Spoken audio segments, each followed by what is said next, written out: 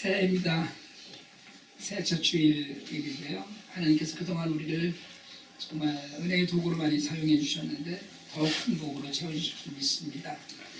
오늘 우리가 주현절이라고 그러거든요. 매년 1월 6일이 주현절입니다. 그러니까 주일이어서 주현절이 아니고 1월 6일이 주현절이에요. 주현절은 뭐냐 하면 교단에 따라서는 교파에 따라서 사실은 1월 2일부터 8일 사이에 주현절을 별도로 정하는 교파도 있는데요. 주현절이라고 하는 것은 주님이 영적인 사역을 시작하신 날이다 이렇게 이야기합니다. 그래서 예수님의 신성을 공식적으로 최초로 공식적으로 드러낸 날이다. 그래서 우리는 세례 요한으로부터 세례를 받은 날로 이 날을 기념합니다. 중요한 것은 주님이 이 땅에 인간의 몸을 입고 오셨지만 30년 동안 인간사의 모든 것을 다 겪으시고 그리고 이제 우리 앞에서 하나님의 모습으로 서셨다는 거거든요. 감사와 감격을 누리는 그런 날입니다. 이 감사와 감격이 한 주간 동안 여러분 안에 있기를 축복합니다.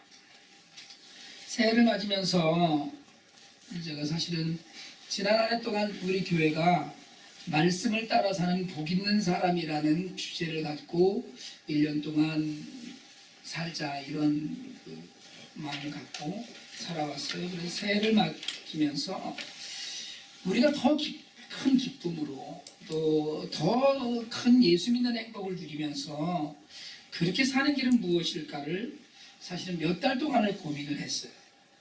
그래도 우리 교회가 이렇게 따뜻하게 모이고 예배 드리는데 어떻게 하면 또 하나님의 뜻에 가까이 가는 공동체가 되고 그리고 사실은 우리가 어떻게 하면 더 하나님의 뜻대로 살면서 복을 누리게 될까 사실 이걸 굉장히 많이 생각을 합니다. 목회하면서 사실 여러분들이 잘 되길 바라는 거죠. 그 말씀을 늘 생각을 하면서 말씀들을 쭉 묵상을 하다가 누가복음 10장 28절의 말씀을 읽었어요. 오늘 우리가 읽은 성경의 앞부분인데 예수께서 이르시되 내 대답이 옳도다. 이를 행하라 그러면 살리라. 익히 잘 아는 이야기거든요. 근데 이 본문이 마음에 와서 확 닿더라고요. 이를 행하라 그러면 살리라 그러셨어요. 이 이야기는 사실은 25절부터 시작을 합니다. 그래서 25절부터 37절까지 한 단락으로 묶어놓고 거기다가 제목을 붙여놨어요. 자비를 베푼 사마리아인의 비유 이렇게 붙여놨습니다. 근데 이 이야기의 시작은 어느 율법교사로부터 시작이 돼요. 율법교사는 하나님의 말씀을 조금 과장해서 이야기하자면 하나님만큼 아는 사람이에요. 말씀 그냥 그걸 아는 거 그렇게 외우고 아는 사람이 너무나 잘 아는 사람. 근데 그 사람이 이야기를 하는데 25절에 보니까 이렇게 시작을 합니다. 어떤 율법교사가 일어나 예수를 시험하여 이르되 선생님 내가 무엇을 하여야 영생을 얻으리이까? 무엇을 하여야 영생을 얻으리이까라는 질문의 답이 37절까지 계속 이어지는 거예요. 그런데 시작이 괘씸해요. 시험하기 위해서라고 그랬어요. 숱한 바리새인들과 제사장들이 예수님을 함정에 빠뜨리려고 그래서 여러 가지 질문하고 시험을 하는데 그것과 마찬가지로 그런 의도를 갖고 지금 질문하고 뭘 해야지 그냥 평소 영원히 삽니까? 이렇게 물었어요. 근데 주님이 반문을 하십니다. 율법에 뭐라고 되어 있냐? 율법에 뭐라고 되어 있고 네가 율법교사인데 율법에 뭐라고 되어 있고 넌 그것을 어떻게 읽느냐 이렇게 묻습니다. 어떤 관점으로 읽느냐는 거예요. 여러분 우리가 성경을 읽어도 서로 다른 소리를 합니다. 성경을 해석한다고 하는데 성경을 성경으로 풀지 못하고 자신의 주관으로 풀어가기 때문에 사실은 하나님 말씀을 왜곡하고 자기 멋대로 그 말씀이 옳다고 주장을 하면서 우리가 사실은 하나님 말씀을 듣고 읽고 갑니다. 근데 주님 물으셔요. 넌 어떤 관점으로 읽고 있느냐? 그러니까 여러분 사실은 우리가 영적으로 밝은 눈을 갖고 영의 눈으로 그리고 열린 마음으로 하나님 말씀을 읽으시는 복이 있으시길 바랍니다. 복이에요 사실은. 성경을 읽으면서 지식을 쌓고 아는 척을 하려고 읽는 게 아니라 내 삶의 진실로 양식이 되게 하려고 읽는 마음이 우리에게 있어야 합니다. 그리고 행함의 결단이 있어야 되는데 예수님 물으셨어요. 어떻게 읽느냐? 그랬더니 주님이 늘 하시는 말씀이 있었거든요. 그런 같은 이야기를 해요. 레위기와 신명기에 있는 말씀이고 주님 마태복음과 마가복음에서 그 인용하셨던 말씀인데 그대로 이야기합니다. 내 마음을 다하여 목숨을 다하며 힘을 다하며 뜻을 다하여 주 너의 하나님을 사랑하고 또한 내 이웃을 내 자신과 같이 사랑하라고 했습니다. 율법에 이렇게 써 있다는 거예요. 근데 주님이 딱 대답을 한마디 던지시죠. 아까 제가 말씀드렸던 대로 내 대답이 옳도다. 이를 행하라. 그리하면 살리라. 우리가 잘 알고 있는 거예요. 알고 있는데 행하면 살 거라는 거예요. 영생을 얻는, 어떻게 하면 영생을 얻느냐고 대답했는데 네가 알고 있는 대로 그대로 행하기만 하면 그게 영생을 얻는 길이야. 너 잘 아는구나. 아는 걸 해라. 그게 살 길이야. 이게 주님이 하신 말씀이에요. 율법교사는 적어도 이 말씀을 이렇게 달달달 외울 정도로 알고 있었지만 행하지는 않았어요. 너무 많이 알지만 행하는 사람이 아니라는 걸 주님이 아셨어요. 그러니까 네 알고 있는 거 잘 아니까 그대로 해라. 그러니까 어떤 것이 영생으로 가는 길인지 저기 입으로 말하게 하고 행하라고 고치하셨어요. 여러분 우리가 늘 자주 계속해서 이런 말씀을 나누지만 행함이 없는 믿음은 죽은 믿음이라고 했습니다. 알기만 하는 건 신앙 지식이에요. 그건 신앙 지식이죠. 신앙 생활이 아니라 그걸 주님이 죽은 지식이라고 이야기합니다. 그냥 알기만 하는 거예요. 예수님은 늘 행동하셨거든요. 요즘 우리가 성경을 열심히 읽고 있는데 저는 여러분들이 하나님의 말씀을 읽으면서 정말 속으로부터 올라오는 뜨거운 말씀, 살아있는 말씀을 경험하기를 기도하고 있습니다. 매일 아침마다 그렇게 기도해요. 오늘 우리 성도들이 이 말씀을 읽으면서 우리가 지금 같이 읽고 있으니까 이 말씀을 제대로 만나서 행동하는 신앙인이 되기를 바란다고 그냥 기도해요. 여러분 진리를 만나고 진리로 채워지고 은혜를 만나고 은혜로 채워지면 그 진리와 은혜를 내 속에만 가둬둘 수가 없습니다. 왠지 아세요? 하나님의 말씀은 살아있기 때문에 그래요. 히브리서 4장 12절 말씀이죠. 하나님의 말씀은 살아있고 활력이 있어 좌우의 날선 어떤 검보다도 예리하여 홍과 연과 및 관절과 골수를 찔러 쪼개기까지 하며 또 마음의 생각과 뜻을 판단하나니 하나님 말씀이에요. 하나님 말씀은 살아있는 말씀이에요. 죽은 지식이 아니에요. 우리가 온 세상에 퍼져 있는 그래서 누구나 알고 있는 그런 단순한 지식이 아니에요. 그냥 알기만 하면 되는 시험 문제가 아닙니다. 듣고 감탄하기만 하면 되는 말씀이 아니에요. 여러분 살아있는 말씀을 만나면 행동하게 돼요. 우리가 이야기하고자 하는 알면서 삶으로의 시작은 아는 것에서부터 시작을 해요. 율법교사는 잘 알았어요. 하나님을 사랑하고 이웃을 자기 몸처럼 사랑하는 율법을 알고 있었어요. 그런데 주님이 단호하게 덧붙이셔요. 행해라. 그래야 산다. 영생을 얻는 비결은 아는 것이 아니고 행하는 것이에요. 그 말씀이 주님을 이 말씀이 율법교사를 흔들었어요. 그랬더니 이 사람이 다시 또 빳빳하게 묻습니다. 29절에 뭐라 그랬냐면 그 사람이 자기를 옳게 보이려고 예수께 여짜오되 그러면 내 이웃이 누구입니까? 라고 얘기해요. 자기를 옳게 보이고 싶었어요. 사람들이 많았어요. 예수님한테 지고 싶지 않았어요. 난 다 안다는 거예요.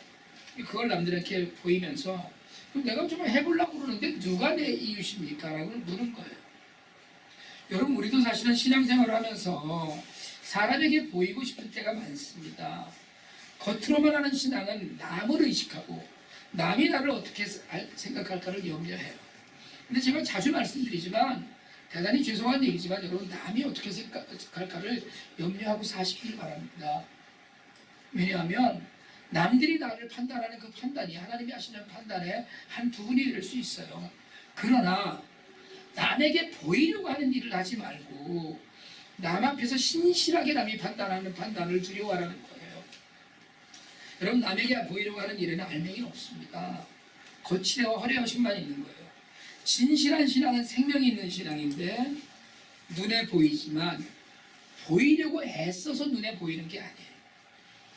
그 신앙이 그냥 보이려고 하지 않아도 어차피 신앙은 보이는 겁니다.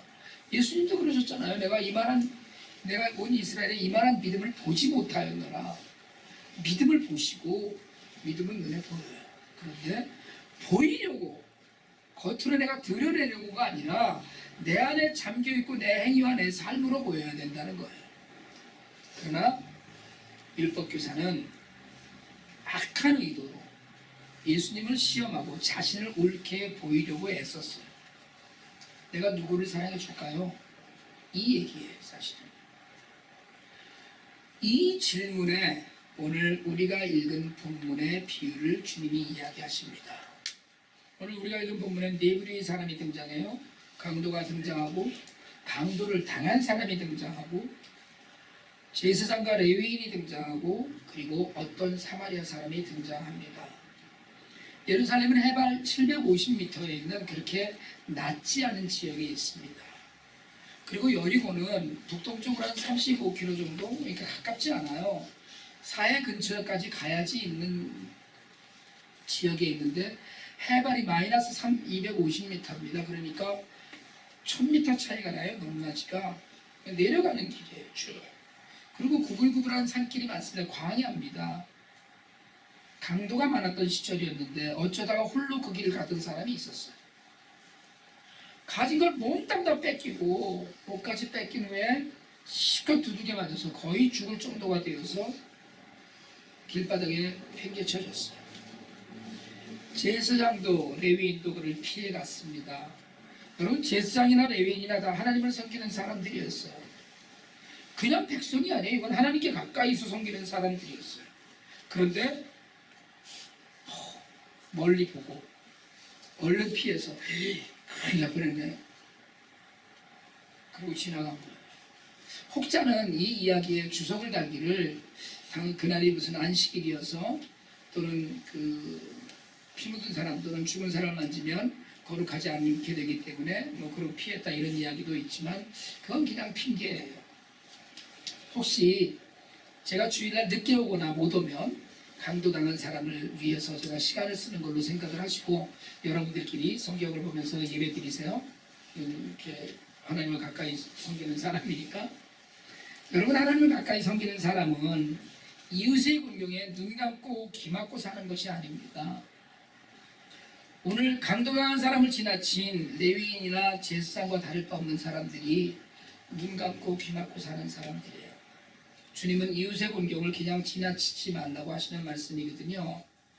지식으로 사는 사람들, 그저 이론으로 사랑하는 사람들은 하나님의 뜻하고는 전혀 관계없습니다. 제사장과 레위인은 질문을 한 율법교사처럼 하나님을 사랑하고 이웃을 자기 몸처럼 사랑하라고 하는 이야기를 입이 닳도록 외우고 아는 사람들이었어요. 그렇지만 그들에게는 행함이 없었습니다. 우리가 흔히 그렇게 얘기하죠. 사랑은 명사가 아니고 동사다. 그냥 사랑이 어떻고 하는 것이 아니라 사랑은 행하는 거예요. 그냥. 여러분, 믿음도 동사입니다. 믿음도 움직이는 거예요. 믿음도 행하는 거예요. 믿음을 지식으로 아는 게 아니라 내 마음 안에 있는 게 믿음이 아니라 이게 드러나서 움직여야 되는 거예요. 중풍병에 걸린 친구를 4명의 친구가 들것에 들고 주님 앞에 왔어요. 심지어는 지붕을 뚫고 내려서 고쳐주기를 바랬습니다. 주님이 그 4 친구의 믿음을 보고 중풍병자에게 들것을 보고 걸어가라고 얘기하셨어요. 행동하는 거예요. 행동하는 믿음이 진실한 믿음이라는 거예요. 사랑도 마찬가지입니다. 사랑은 책상 앞에서 공부하는 게 아니에요. 여러분, 사랑은 시로 쓰고 소설로 쓰고 영화로 만들어서 그냥 듣고 있고 보는 것만이 아닙니다. 사랑은 행동하는 거예요. 사랑은 책상 앞에 있지 않습니다. 사랑은 TV 속에만 있는 게 아니에요. 움직이는 거예요. 아무리 많이 알고 있어도 움직이지 않으면 아무것도 아닙니다. 레위인도 제사장도 지났는데 어떤 사마리아 사람은 강도를 당한 사람을 보고 위험을 무릅쓰고, 그럼 위험하지 않겠어요? 지금 강도가 지나간 길인데 그 근처에 숨어 있을 수도 있을 터인데 그를 도와요. 오늘 우리가 읽은 성경의 33절에서 그가 어떤 사람인지 소개합니다. 33절 이렇게 되어 있어요. 어떤 사마리아 사람은 여행하는 중 거기 이르러 그를 보고 불쌍히 여겨라고 했습니다. 행동하는 사랑 안에는 불쌍히 여기는 마음이 있어요. 그 마음 안에 오늘 처음 본 강도당한 사람을 불쌍히 여기는 마음이 있었습니다. 그럼 주님도 그러셨어요. 주님도 불쌍히 여기는 마음이 풍성하셨어요. 들판에서 설교를 듣고 있던 수많은 사람들을 보고 그들을 불쌍히 여겨서 내가 저 사람들 집에 그냥 가다가 쓰러질까봐, 그래서 일어났던 사건이 오병이어의 기적이고 칠병이어의 기적입니다. 죽은 아들을 데리고 장사 지내러 나오는 나인성의 과부를 보고 불쌍히 여기셔서 그 아들을 살리셨어요. 여러분, 우리 안에 이 긍휼의 마음이 가득하기를 축복합니다. 여러분, 이웃을 보면 불쌍히 여기고 가엾은 마음으로 가득하실 수 있기를 바랍니다. 이건 돈이 많고 적고하고 아무 관계 없어요. 예수를 믿지 않는 사람들은 다 불쌍한 사람들이에요. 구원받아야 될 생명들이 널려 있는 겁니다. 근데 여러분, 이 불쌍히 여기는 마음은 거기서 불쌍히 여기는 걸로 머물면 안 돼요. 움직여야 돼요. 그냥 불쌍히 여기는 마음으로 머무는 마음은 TV 드라마를 보면서 우는 거예요. 불쌍히 여기는 거예요. 그러나 일어나서 나가지 않으면 행동하는 것이 아니에요. 어떤 사마리아 사람은 길을 가다가 강도를 만나 다 뺏기고 심하게 다친 사람을 보고 불쌍히 여겼습니다. 33절에서 불쌍히 여긴 그 사람은 오늘 보면 34절로 가면 그 사람이 그를 돌보아 주었다고 했어요. 강도 만난 사람이 가까이 갔어요. 기름과 포도주를 부어서 상처를 소독하고 싸매주고 자기 나귀에 태워서 여관으로 데려갔습니다. 돌보아 줬어요. 간단히 이야기하면 불쌍히 여겨서 돌보아 주었습니다. 그저 그냥 불쌍히 여기는 마음으로만 있지 않았어요. 우리는 여전히 불쌍히 여기는 마음을 갖고 있어요. 아유, 참 안 됐네. 어떡하냐. 여기까지 있으면 아무것도 안 돼요. 아유, 참 안 됐네. 내가 뭐라도 좀 해줄 수 있는 것이 있어야 되는데 라고 일어날 수 있어야 돼요. 게다가 이 사람은 대가를 지불합니다. 35절에 보니까 이제 가던 길을 마저 가야 되니까 그 아픈 사람을 여관에 놔두고 여관 주인에게 2데나리온을 주었다고 그랬어요. 1데나리온이 하루 일당이거든요. 하루 지품삯이에요. 그러니까 2데나리온이 결코 적은 돈은 아니었을 겁니다. 근데 그 돈을 여관 주인에게 줘요. 그러면서 돌봐달라고 부탁합니다. 거기다가 돌아와서 혹시 돈이 더 들었으면 갚아주겠다고 약속했어요. 불쌍한 마음은 강도당한 사람을 돌봐주게 되었고 거기에 대가를 지불하게 되었습니다. 여러분, 예수님은 우리를 불쌍히 여기셔서 우리를 위해서 십자가의 몸을 내어주시고 구원하셨어요. 우리의 죄값을 치러주셨어요. 우리 죄에 대한 대가를 지불해 주셨습니다. 여러분, 우리는 혹시 이 은혜를 받고 불쌍히 여김을 받고 여기까지 왔는데 혹시 우리는 그냥 남들을 불쌍히 여기고만 있지는 않는지 돌아봐야 합니다. 행동하는 것이 없으면 불쌍히 여기기만 하면 죽는 거예요. 그냥. 우리 교회가 중심이 되어서 IT 고아원 10곳에 식량되는 일을 합니다. 우리 교회 성도들이 시간을 내어 찾아가고 고아들을 먹이는 일에 관심을 기울여요. 그래서 많은 분들이 헌금도 하고 시간도 드리고 기도도 해주십니다. 또 여러분들이 제게 직접 헬핑핸드나 더 코너 앞으로 헌금을 주시고 그것으로 식량을 사고 약품을 사는 데 사용할 수 있도록 해주셔요. 지난번에 우리 교회에 오셔서 설교하신 최인철 목사님이 심호하시던 교회는 은퇴하셨으니까 우리 교회보다 훨씬 적은 사람들이 사시는 모임입니다. 헌금도 그렇죠. 그런데 그 교회가 매달 300불씩 IT에 보냈어요. 제가 아는 장로님, 친하게 지내는 장로님 한 분도 장애 아들만을 모아놓고 예배를 드려요. 전부 18명이 예배를 드려요. 장애인들과 가족분이에요. 주일날, 수요일날 장로님 댁에서 예배를 드립니다. 담임 목사님도 계시고 거기도 쓸 돈이 많은데 처음에는 한 달에 100불씩 보내시더니 지금은 2달, 3달에 한 번에 1000불씩 IT에 보내셔요. 우리 교회는 지난 1년 동안 많은 일들이 있었습니다. 다음 주에 운영회를 하고 여러분 모두에게 결산보고를 하겠습니다만은 우리가 이사하는 중에 들어간 비용 6,000불이 넘는 돈을 제외하고도 1만 불의 돈이 그냥 있습니다. 여러분의 11조로 감사의 헌금으로 주일 헌금으로 하신 헌금은 하나님 나라를 위해서 써야 되는 돈입니다. 목적 헌금이 아니기 때문에 원칙적으로 모아두면 안 되는 돈입니다. 물론 우리는 늘 예배 장소 때문에 신경을 쓰고 있죠. 여기서 이제 또 나가게 되면 좀 다른 데로 옮기게 되면 돈이 또 목돈이 또 들 테니까 그런 것도 준비를 해놔야 되고 뭐 이런 형편이죠. 얼마 전에 제가 운영위원회에서도 그런 비슷한 말씀을 드린 바 있지만 이제 모아놓지 말고 써야 합니다. 여러분 하나님을 믿는 믿음을 갖고 우리가 앞날을 위해서 헌금을 모아두는 것이 아니라 하나님 나라를 위해서 다 쓰고 여러분 우리가 갈 데가 없으면 안 모이면 됩니다. 갈 데가 없으면 안 모이면 되죠. 갈 데가 없으면 집에 모이다가 아이고 이것도 아니다 싶으면 여러분 교회로 안 모여도 됩니다. 그러나 모였을 때 우리가 생명 있는 일을 하려면 제가 다음 주에 운영위원회에 말씀을 드리겠지만 현재 은행에 남아있는 1만 1천 불이 당장 IT에 필요한 돈이에요. IT에 필요한 돈이 지금 그 관리인 주택 짓는 거 4천 불 그리고 우리 펌프 파는 거 7천 불이 필요합니다. 그래서 그 돈을 다 쓰자고 하면 또 마음에 어려워하시는 분들이 있을 테니까 저는 IT고학원의 건축부지 펌프를 설치하는 비용에 우리 그 돈의 절반을 걸어서 보내자고 제안을 드리려고 해요. 지금은 한국에 가셨는데요. 우리 교회 초창기에 같이 개척을 하셨던 신여인 집사님은 딸 첫돌인 날에 식당에 가서 식구끼리 짜장면 한 그릇씩하고 탕수육을 먹었습니다. 돌잔치를 안 했어요. 그리고 돌잔치를 하려고 했던 돈으로 IT의 시티솔레 배단위 마을에 미혼모 집을 지어주었습니다. 교회에서 결혼식을 한 형제는 피료연을 아예 교회에서 그냥 하고 연회장 비용을 줄여서 IT에 고아원을 짓고 집을 짓고 고아원에 쌀을 샀어요. 고아원에서 잔치를 해달라고 했죠. 저는 그게 맞는다고 믿습니다. IT를 다녀온 대학생은 졸업하고 취직해서 학자금 융자를 계속 갚았어요.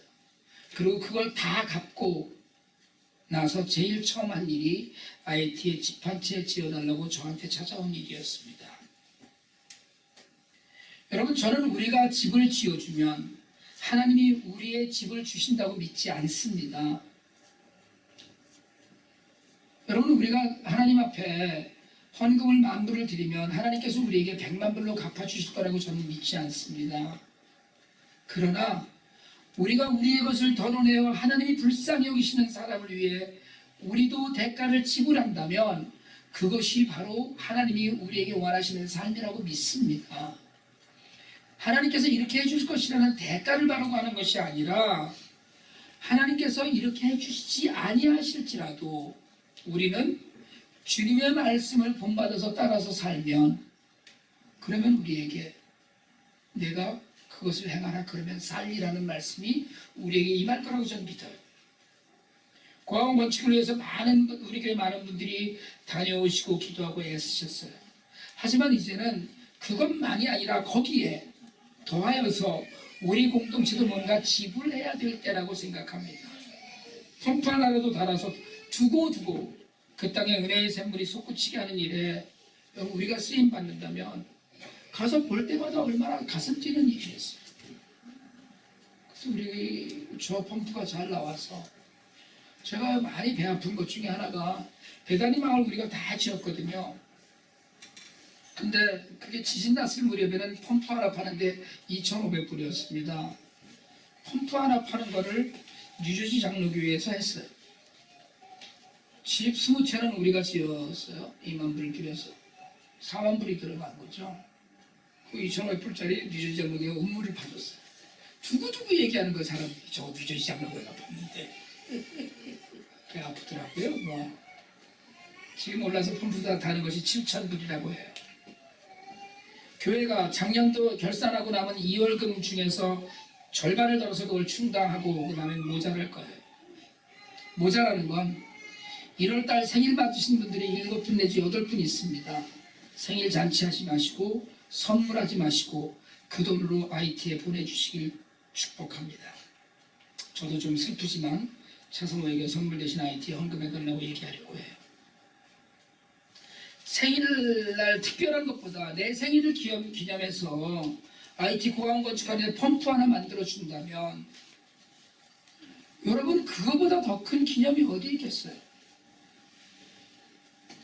여러분 IT 고아들을 우리가 입에다 다 달고 사는데 그래서 돌봐준다고 뛰어다니는데 우리는 막상 대가를 지불하는 일을 머뭇거리고 있다면 우리는 온전한 사마리아인은 못 되고 반만 사마리아인이 되고 맙니다. 금년도 우리 교회 표어는 알면서 삶으로입니다. 우리가 지식으로만 알고 입으로만 부르짖으면 다른 이들은 아무도 예수를 만나지 못해요. 우리가 알고 있는 모든 지식에서 일어나서 행함이 있을 때 우리가 살게 될 것입니다. 주님은 오늘 율법 교사가 알고 있는 하나님 사랑과 이웃 사랑을 실천하면 내가 살리라고 이야기하셔요. 여러분 이게 포인트입니다. 내가 살리라.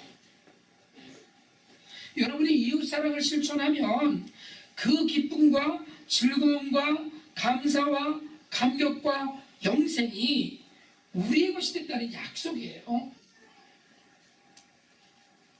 주님은 오늘 자비를 베푼 사마리아인의 비유를 통해서 내 생각에는 이 중에 누가 이웃이냐 그랬더니 자비를 베푼 자니이다 라고 한 율법사에게 이야기하셔요. 가서 너도 그와 같이 하라. 여러분 세상에는 강도당한 것처럼 헐벗고 상처 입은 수많은 사람들이 있습니다. 우리에게도 분명히 우리가 불쌍히 여길 이웃이 있어요. 제가 이렇게 얘기하면 목사님 나도 불쌍해요 이러는 분들이 있어요. 그렇게 따지면 제가 제일 불쌍해요. 여러분 나도 불쌍합니다 이러고 주저앉아 있으면 여러분은 영원히 불쌍한 사람으로 남아있을 수밖에 없어요. IT만이 아니고 미국이든 한국이든 오늘 우리 옆집이든 전 세계 어느 곳이든 예수님께서 우리가 돌봐주기를 원하시는 이웃이 있습니다. 이제 우리가 하나님의 말씀을 듣고 나설 차례예요. 그것은 그 사람을 살리고 그 사람의 주린 배를 채워주고 헐벗은 옷을 몸을 입혀주는 것이 아니라 우리가 사는 길이에요. 주님 안에서 주님을 닮아가는 모습이고 세상에 생명의 씨앗을 뿌리는 일입니다. 여러분 당장 강도 만난 이웃에게는 사랑하는 거죠. 이제 여러분 알고 있는 것을 행하는 한 해가 되길 바랍니다. 그렇게 한 해가 되어서 우리에게 생명이 기쁨이 충만한 한 해가 되기를 정말 소망합니다. 여러분 하나님께서는 우리에게 많은 것을 주셨어요. 우리 삶에서 조금 덜어내도 결코 우리 삶에 지장 없는 것들을 주셨어요. 우리 삶에서 조금 많이 덜어내도 하나님 결코 그것이 우리 삶에 그것 때문에 우리가 혹시 조금 줄일지라도 그것 때문에 우리가 혹시 조금 누리지 못할지라도 오히려 영생을 누리는 기쁨과 감격을 더해 주실 줄 믿습니다. 이 은혜가 우리 모두에게 있기를 소망합니다. 옆에 분들한테 한번 인사 한번 하실래요? 우리도 한번 해봅시다. 시작. 기도하겠습니다.